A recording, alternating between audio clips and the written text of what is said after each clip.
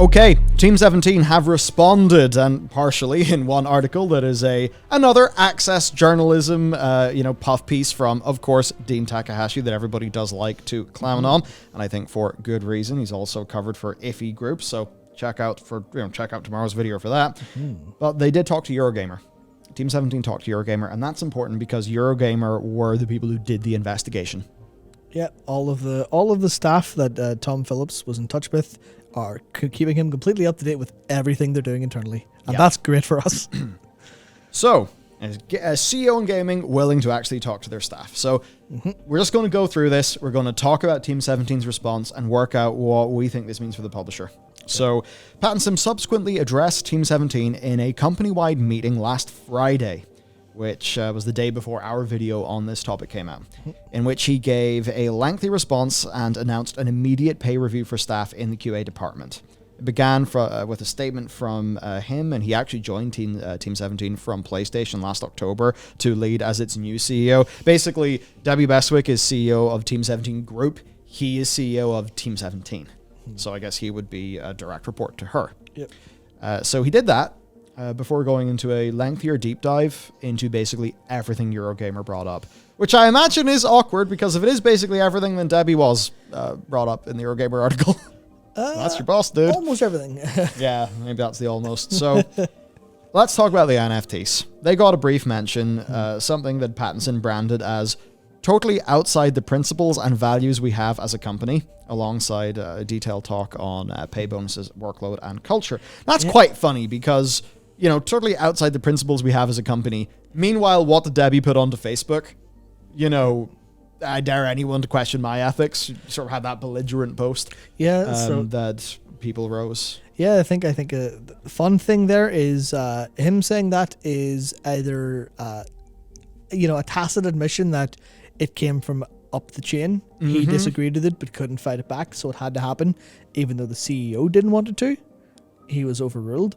Either that or, because you have to think of what people can say things that aren't true.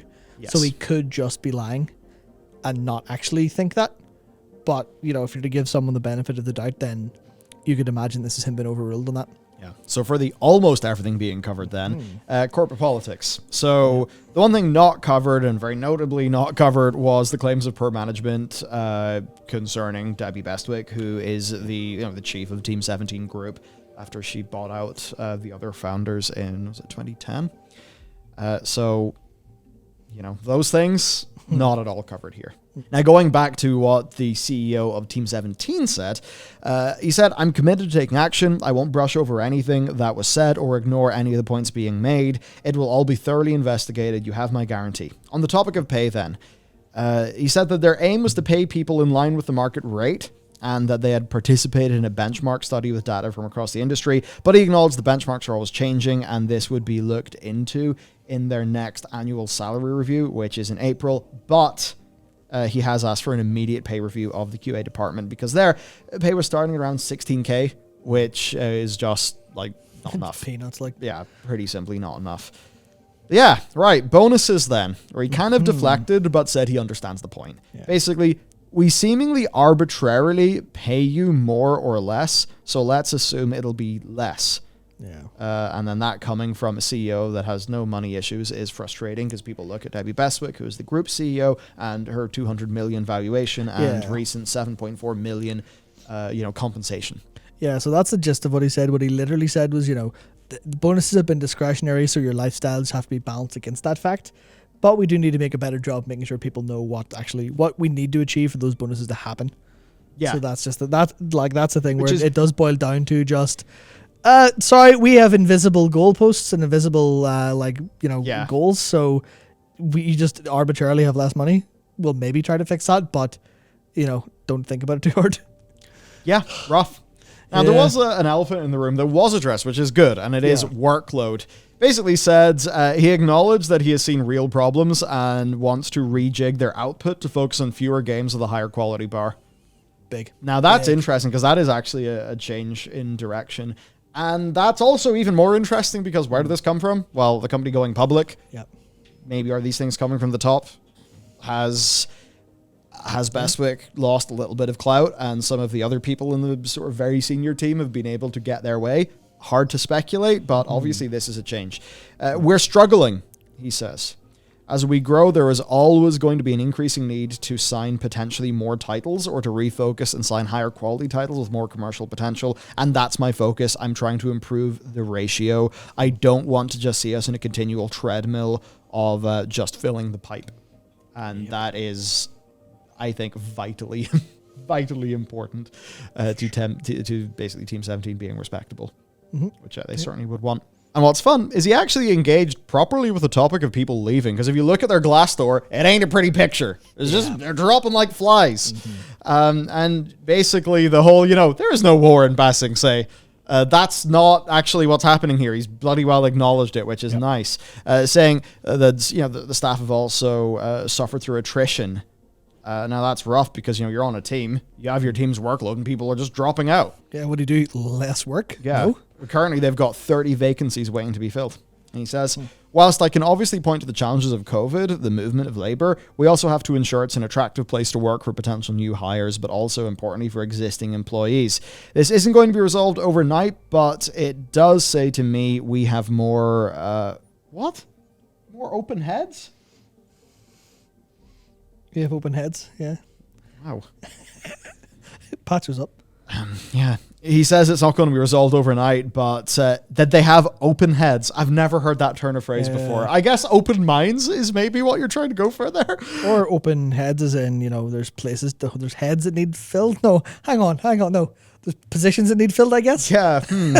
But he says that they have a short-term problem of matching headcount to workload. He just says we'll get there. I mean, obviously, they can't just, go, bam, there's more people. Doesn't work like that.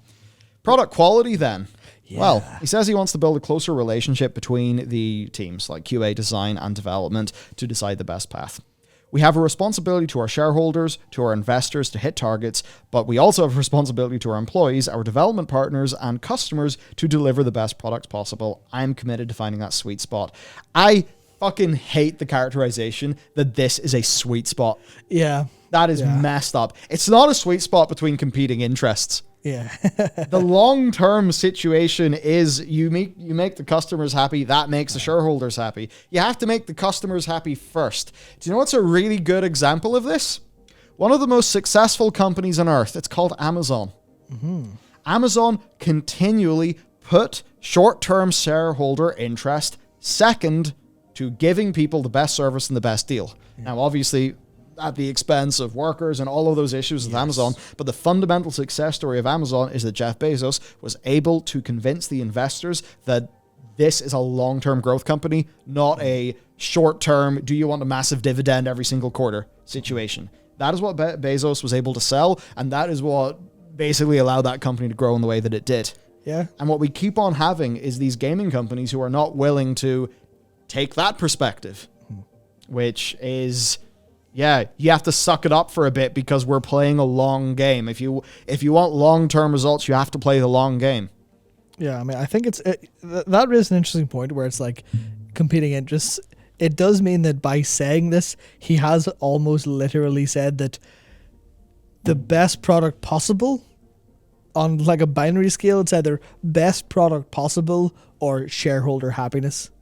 And you're like, if that is how you're willing to talk about it to your staff, if that's how you're willing to internalize what you're doing, then Jesus Christ, we have a problem with public companies in a huge way. See, it's so weird to me because so there's this sphere of people who are like dividend yield investors. They're basically just investing so they can collect the dividends whenever they are issued. Yeah. But the thing is that like when you get really nerdy in stocks, there's not really much of a difference. Like there's a difference in the dynamics of those prices over time and the way that those stocks respond.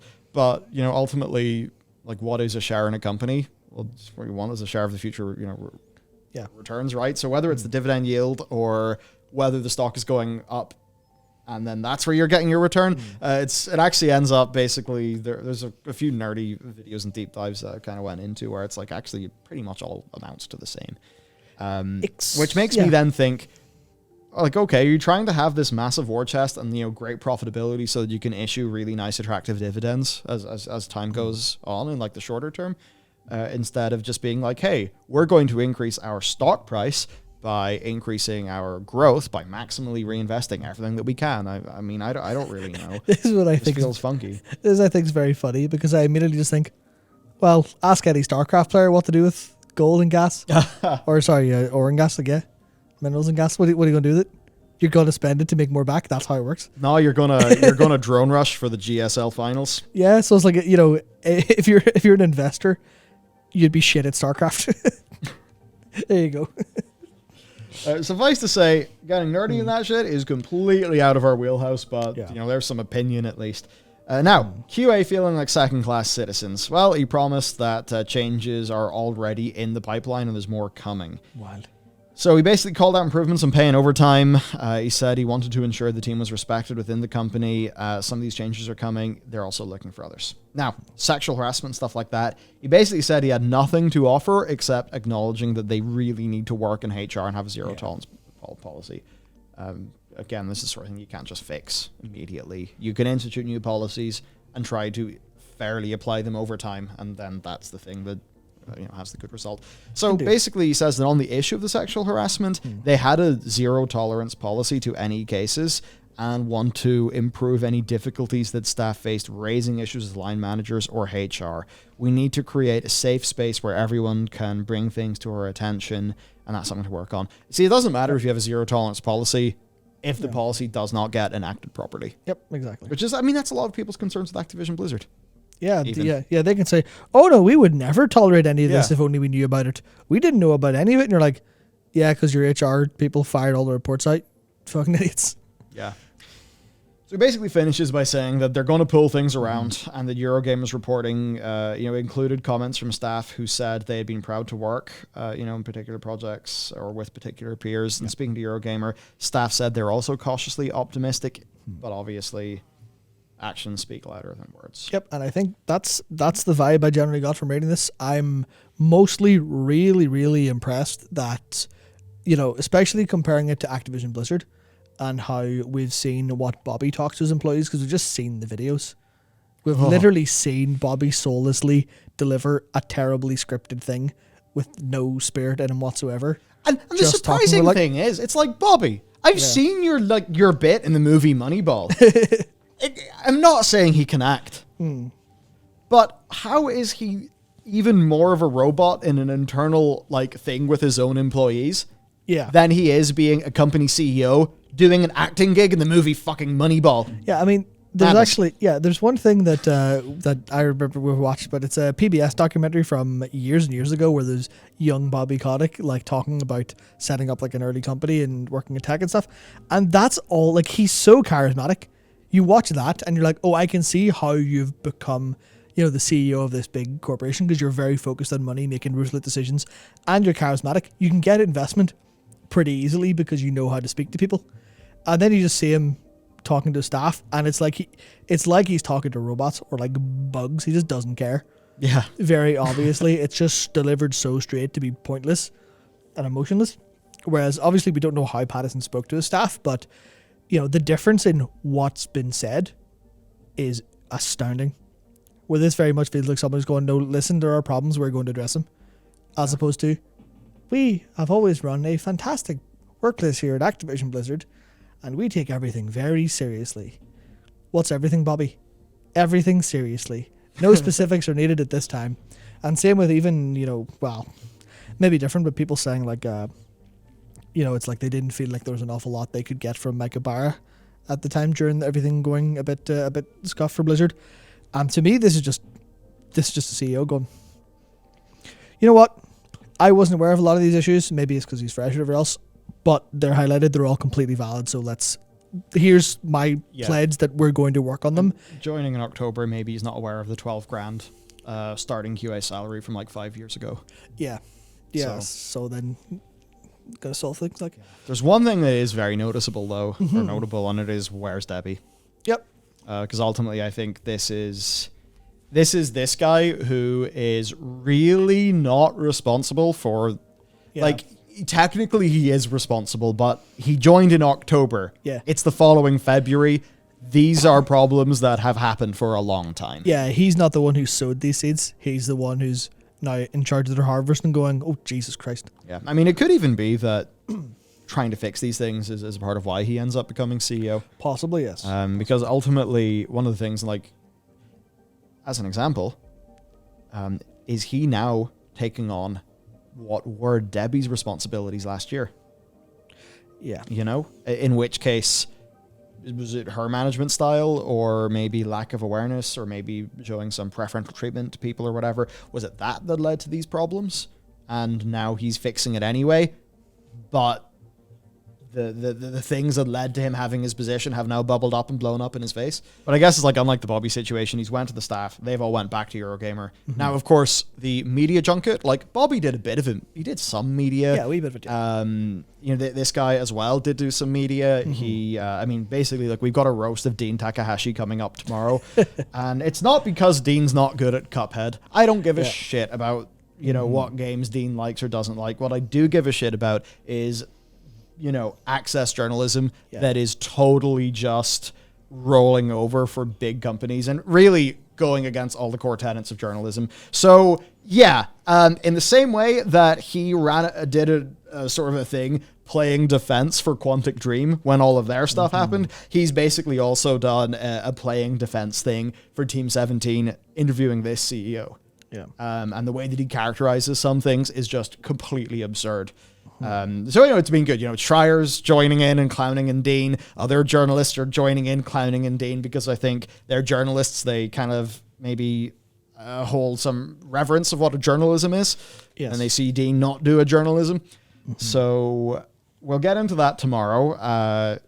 But at least from what's leaking from inside the company, we have better sounds than what were coming out of Activision Blizzard. That's for sure. Yeah, I mean, it's either a substantially more effective smokescreen for a CEO who doesn't care, or it's a CEO who does actually want to solve problems and is happy to say things like, we're doing an immediate pay review for QA, which is a bit different to Raven QA got fired and they're trying to unionize and there's no comment whatsoever. Yeah, and I think as a final thing, people wouldn't have faith in Bobby because Bobby was evidently part of the problem. Yeah. This guy, maybe not as much part of the problem, considering that he's new. So he's a new guy in authority who's saying the right things. Maybe now is the time for the cautious, but, you know, a bit of that optimism. Yep. So hopefully they fix it. And that's really that for today's video. There's not much else to say. Yeah, it's just a story of, I mean, it's the right thing to do to follow up on the horrible state of Team 17. And hopefully it gets better and Team 17 can continue to publish great games. Yeah, that's what we all want. So... Yep. That's it for us. Let us know what you think, and we'll see you tomorrow.